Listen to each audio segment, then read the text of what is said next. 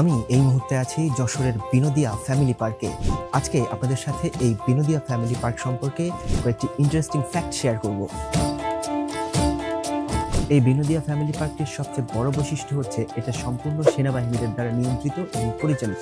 কাজেই চাইলেও এইখানে কোনো অনৈতিক কর্মকাণ্ড করার সম্ভাবনা নেই। আমার ঠিক পেছনে আছে পানি, এই পানির ভেতর দিয়ে বোট রাইড করা যায়। আর ওই পাশে আছে হরিণ।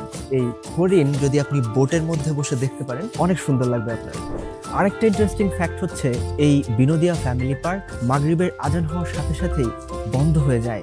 তবে আপাতত এখানে যেহেতু একটা মেলা চলছে, সেই মেলার কারণে রাত 10টা পর্যন্ত খোলা থাকছে। মেলা শেষ হয়ে গেলে এটা আবার আগের নিয়মে ফিরে যাবে, অর্থাৎ মাগরিবের আজানের সাথে সাথেই বন্ধ হয়ে যাবে।